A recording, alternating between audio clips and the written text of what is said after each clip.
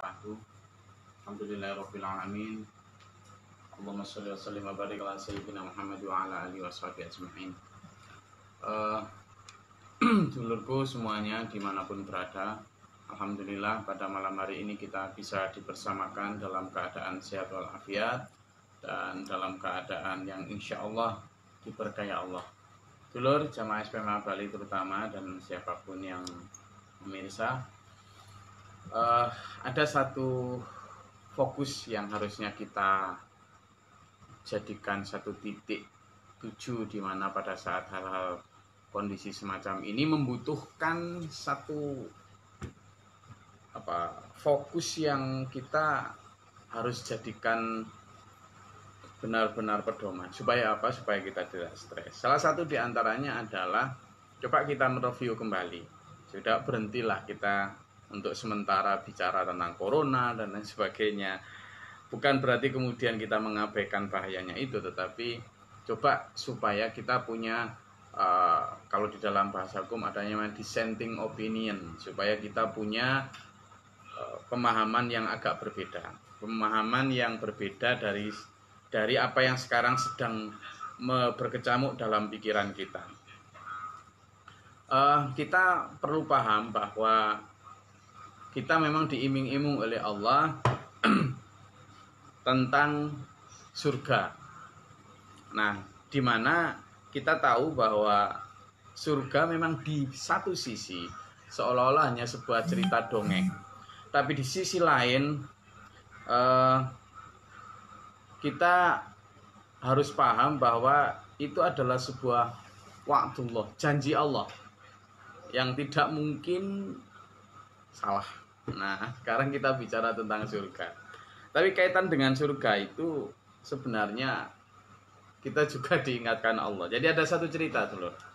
Cerita itu adalah tentang seorang yang sudah berada di dalam surga, dan ternyata begitu di dalam surga sudah dapat kenikmatan yang dijanjikan seperti dalam surat Ar-Rahman, dalam surat Al-Waqiah. Orang ini itu begitu di dalam surga, dia minta kepada Allah, ya Allah, izinkan saya untuk bercocok tanam. Maka dijawab Allah, loh untuk apa samaan bercocok tanam? Kamu bercocok tanam itu untuk apa wahai anak Adam? Kamu sudah tercukupi semua kebutuhanmu, kok masih ingin bercocok tanam? Tapi dijawab sama si anak Adam ini, tapi saya ingin sekali bercocok tanam ya Allah. Sama Allah dikabulkan, karena memang di dalam surga semuanya dikabulkan begitu. Nah begitu dikabulkan, akhirnya dia bercocok tanam. Tanamannya tinggi-tinggi sekali, segunung.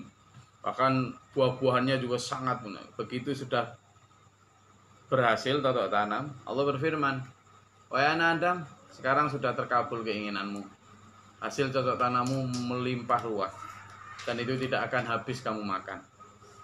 Wahai anak Adam, tahukah kamu, seandainya aku kasih berapapun kamu tetap akan minta apa lagi, dan itu tidak akan mencukupi kebutuhanmu. Maka si anak Adam ini bersyukur dan kemudian menyadari bahwa surga telah memberikan segalanya. Apa yang kita petik dari hadis Sahih Bukhari nomor 1139 itu, di situ cerita tentang para sahabat berkata, wah ini mesti orang sahabat Ansor ini, begitu. Lalu Rasulullah sedikit tersenyum, itu guyonnya itu. Nah, dari situ kita bisa mengambil pelajaran bahwa di dunia ini dulu, sebenarnya surga atau neraka itu sudah bisa kita rasakan sekarang di dalam hati kita. Surga itu adalah gambaran di mana kita sudah terpuaskan. Surga itu adalah gambaran di mana kita banyak bersyukur karena kita merasakan mendapat nikmat yang sudah ultimate istilahnya gitu. Sudah ultimate betul dari Allah. Sehingga ketika kita sebaliknya, kontrari dari itu adalah kemudian kita merasa tidak cukup, kita merasa masih kurang, kita merasa masih ingin ini, ingin itu terus dan lain sebagainya, berarti ada neraka di dalam diri kita. Kenapa? Yaitu tadi, kalau kita bicara tentang heaven, kita bicara tentang jannah, itu sesungguhnya personifikasi dari mutmainnal qulub, dari ketenangan hati. Karena bahkan di surga sekalipun, kalau kita kemudian masih pengen, mungkin ya yang diceritakan Rasulullah secara jenaka tadi, itu adalah ketika orang itu di dunia mungkin pekerjaannya petani ya. Sehingga ketika sudah di surga pun semuanya sudah tersedia, pengen bertani itu, kangen sama petani. Jadi kalau sampean-sampean yang mungkin sekarang profesinya adalah pedagang sandal, pedagang kain gitu, mungkin nanti di sana yang akan menghadap sama Allah, ya Allah saya pengen ke pasar gitu, mungkin begitu. Maka saya juga akan pengen dibikinkan toko gitu ya. Ya ada jadi hadisnya begitu. Ya Rasulullah, apakah di sana ada pasar gitu? Tuh, kalau kamu pengen punya pasar ya akan dibikinkan pasar sama Allah, itu mudah itu. Intinya dulu, sesungguhnya kita di dunia ini komando utama kita itu adalah komando menuju ketenangan itu, menuju ketenangan hati. Makanya dipanggil oleh Allah itulah yang pertama, orang yang dipanggil itu bukan orang-orang yang misalnya sedekahnya paling banyak atau hajinya berapa puluh kali, bukannya dipanggil oleh Allah adalah a'udzubillahi minasyaitonirrajim, ya ayyatuhan nafsul mutmainnah, wahai jiwa-jiwa yang tenang, yang ketika di dunia itu sudah benar-benar tenang, sudah benar-benar mampu mencapai level di mana kalau orang Jawa bilang nrimo ing pandum. Nah itu, jadi sejak di dunia itu sudah merasakan hawa-hawa surga itu. Nah sekarang dulur, kita kalau kita benar-benar ingin merasakan itu, surga itu tidak hanya sekedar iming-iming yang misalnya berupa rumah yang terbuat dari emas, intan, berlian, tidak hanya sekedar nanti akan tajri min tahtihal anhar, mengalir sungai-sungai di bawahnya, tidak hanya sekedar itu, tetapi yang apa? Ada satu hadis menyatakan, ya Rasul, apa sih kenikmatan yang paling indah di surga itu? Ternyata dijawab Rasul bahwa kenikmatan yang paling indah di surga itu adalah kenikmatan ketika kita bertemu wajah Allah. Wajah di sini diartikan sebagai ridho. Lalu ada sahabat yang bertanya, bagaimana kita bisa melihat wajah Allah? Rasulullah bersabda, kamu akan melihat wajah Allah itu bukan seperti melihat benda, tetapi kamu akan merasakan sinarnya, tapi kamu tidak merasakan panasnya. Seperti kamu kena sinar bulan. Rasulullah mengibaratkan begitu, walaupun Allah tidak bisa diibaratkan ya.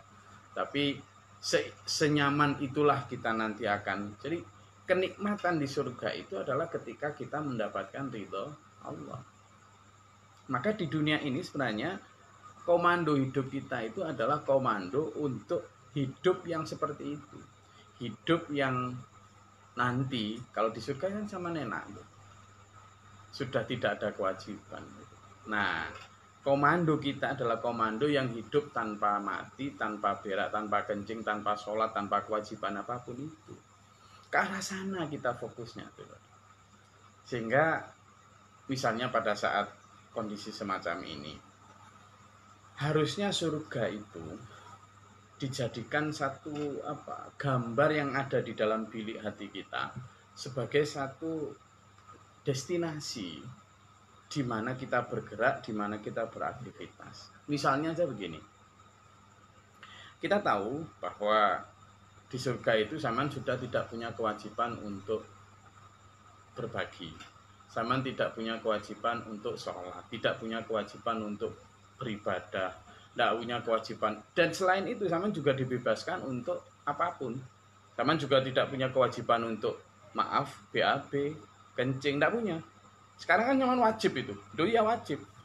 Gimana kewajiban? Coba aja, zaman nggak turuti. Ketika perut lagi kenyang, terus zaman nggak turuti, perut ngomong, antarkan aku ke WC. Lalu zaman tidak mau, saya tidak mau. Nah, coba bisa? Tidak bisa. Zaman tetap dipaksa oleh perut kita untuk ngantar kita ke WC ketika perut kita kenyang. Nah, nanti di surga tidak pakai itu. Zaman di sini juga begitu. Kalau capek sekali, lalu subuh-subuh mau dibangunkan untuk sholat, zaman kan Nafsunya kan inginnya kemulan aja pakai selimut tidur itu. Tapi zaman tetap harus bangun. Di sini juga begitu. Ketika harta bertumpuk, zaman kita diminta untuk berbagi sama Allah. Tapi hati kita kan susah-susah nyari duit kok malah disuruh bagi. Nah, kewajiban-kewajiban ini di dunia saja. Di surga nanti zaman sudah tidak lagi, kita semua tidak lagi diwajibkan untuk itu. Sehingga apa? Harusnya surga itu menjadi destinasi pikiran kita. Kalau kita ingin mendapatkan kebebasan sebebas-bebasnya, maka disinilah saatnya kita untuk tidak bebas. Gimana? Yaitu tadi. Kita hanya bisa sekarang ini, tidak bisa. Kita hanya bisa berbagi itu sekarang. Ketika di surga sama tidak punya kesempatan berbagi sudah. Karena tidak ada kewajiban. Siapa yang di surga semua orang kaya kok? Tidak ada. Kita juga tidak ada kewajiban untuk sholat. Di sana hanya salam, salam, salam, salam. Sudah waktunya panen di sana, tidak bercocok tanam. Bercocok tanam itu di dunia. Capek, mulai dari nyangkul, mulai dari nanam benih, mulai dari menyiangi dari rumput, mulai dari nyemprot hama, nunggui setiap hari, menjaga dari tikus, dan lain sebagainya. Itu ketika di dunia. Dengan cara apa? Kita bersedekah, kita menjaga diri dari riya, penyakit riya tuh, kita menjaga diri dari penyakit sombong, tikus lah misalnya ibaratkan itu. Lalu kita memupuknya lagi dengan pengajian, dengan sholat, dengan doa dan sebagainya. Sekarang, loh gitu loh. Jadi sekarang misalnya kita kaitkan dengan kondisi yang sekarang. Saya barusan jalan ke jamaah nih. Saya ingin memastikan bagaimana apakah jamaah, bagaimana kondisi, kalau istilah Jawa dulu ada boteane beras. Jadi kalau orang Jawa dulu di setiap dapur itu ada tempat untuk beras itu. Saya ingin memastikan apakah ada berasnya atau enggak. Kan saya yakin dari masa terutama di Bali ini dulu-dulu, waduh, kondisi terutama yang kaum bawah ya, yang pegawai hotel semua pada banyak yang provinsinya turun sekali, kemudian bekerja di travel segala macam. Wes benar-benar tidak bisa disembunyikan, memang nggak ada tamu gitu, dan terutama dari luar negeri memang tidak ada tamu gitu. Nah ini kondisinya turun sekali. Pada saat seperti inilah saya bicara sama dulur-dulur, rata-rata pada ya Allah gimana Gus gitu. Sampai ada yang bilang, ada itu teman saya Gus, sampai jual kasur hanya untuk beli beras. Nah pada saat seperti inilah dulur, harusnya kita membuktikan bahwa ada surga dalam hati kita. Gimana caranya? Saya dan sampean yang masih berkecukupan nih terutama, yang masih berkecukupan, masih bisa untuk makan 1-2 minggu ke depan. Saatnya lah sekarang ini berbagi. Berbagi, tengok kanan dan kiri. Hadirkan surga dalam hati sampean. Gimana caranya? Ungdur ilaman huwa asfala minkum. Lihatlah orang di bawah sampean. Gimana? Ya sampean akan merasa bahwa enak saya. Karena saya masih bisa makan, tetangga saya tidak bisa makan. Kalau hati ini hadir, bahwa lebih enak saya daripada tetangga saya, insya Allah ada surga itu di hati sampean. Dengan cara apa? Lalu mulai packing beras, entah 1 kilo, 2 kilo, tambahin dengan gula atau minyak, apa-apa. Semampu kita. Kalau kita bisa mampu berbagi dengan 1-2 tetangga, ya sudah itu aja. Kalau kita bisa mampu bagi banyak, silakan. Saat seperti inilah. Makanya dalam salah satu artikel saya bilang, ya saat seperti inilah harusnya para pemimpin, para tokoh agama, para community leaders itu membuktikan keleadershipannya. Karena apalagi terutama tokoh agama, harusnya kepemimpinan itu kepemimpinan dunia akhirat. Tanggung jawabnya pun tanggung jawab dunia akhirat. Makanya saya merasa sebagai pembina di salah satu komunitas kecil, di komunitas yang sekecil itu aja saya kadang masih merasa kecolongan gitu. Jangan-jangan ada orang-orang yang lapar di saat saya kenyang. Dosa zalim itu saya. Berarti belum layak surga untuk saya. Nah, ini sekarang. Makanya tadi itu saya bilang bahwa komando kita, komando hidup kita ini adalah komando untuk menuju hidup yang tanpa sholat, tanpa kewajiban puasa, tanpa kewajiban haji, tanpa kewajiban ibadah apa-apa, juga tanpa BAB, tanpa mengeluarkan kotoran, tanpa mati, tanpa sakit dan tanpa mati. Itu the ultimate goal kita harusnya. Tapi how to get it? Bagaimana kita meraih itu? Nah, ini pertanyaannya. Bagaimana? Ya sekarang hadirkan surga yang di sana itu di sini. Di kehidupan sekarang. Gimana caranya? Raih kehidupan ketenangan hati. Mutmainnul qulub tadi. Gimana caranya? Ungdur ilaman huwa asfala minkum. Lihatlah orang di bawahmu. Terutama di masa-masa seperti sekarang ini. Ada orang yang memang kerjaannya sedang nggak ada. Ada teman dulur itu, dia kerja di travel agency, tamunya orang-orang Arab, dan sekarang tamu Arab tidak hanya tamu Arab sebenarnya, tapi tamu-tamu lain juga pada sepi. Otomatis mobil nganggur, nggak ada pemasukan. Untungnya teman saya ini pinter, langsung bikin kerja banting setir. Dia bikin masker, pinter jahit ya. Dan tadi sempat ngobrol. Nah, dia bisa melihat ke bawah. Masih beruntung saya, Gus. Meskipun sekarang lagi turun income-nya, rumah saya kontrakan aman. Masih beberapa tahun ke depan. Ada teman-teman yang bahkan kontrakannya habis. Tak bisa bayar kontrakan. Kemarin kita dengar ada teman ojol yang bahkan karena kontrakan sudah harus bayar, tidak bisa, akhirnya membawa anak istrinya diajak tidur di pos kamling. Ada yang begitu tapi masih bisa makan. Ada yang bahkan sudah kontrakannya habis, tidak bisa makan. Itu salah satu anak asuh kita, orang tuanya yang memang nggak punya kerjaan, gimana bikin status sampai jam 8 malam gini nggak ada yang beli sama sekali. Loh, kalau ada surga di hati kita, kalau memang kita ini calon penghuni surga, nggak akan tenang lihat seperti itu. Jadi buat saya, dulur, dan saya yakin penjenengan semua juga sepakat itu, bahwa surga itu adalah apa yang sekarang kita rasakan. Shiratal mustaqim yang ada nanti di akhirat itu personifikasi dari apa yang kita jalani sekarang. Jadi kalau mau mendapatkan surga, ya berakit-rakit ke hulu, berenang-renang ke tepian. Bersakit-sakit dahulu di dunia dengan mengekang nafsu dan keinginan untuk berenang-renang, bersenang-senang kemudian nanti di akhirat. Karena di akhirat lagi-lagi tidak lagi punya kewajiban. Kita diwajibkan itu sekarang. Punya harta, enaknya nikmati sendiri. Tapi sama Allah, anfiqu mimma razaqnakum min qabli ayyatiya ahadakumul maut.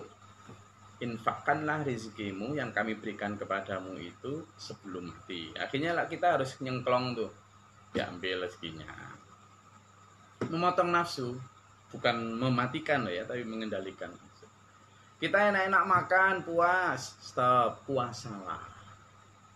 Nah, ingat, puasa itu dalam banyak penelitian ternyata meningkatkan imunitas tubuh. Pada saat seperti ini sangat penting.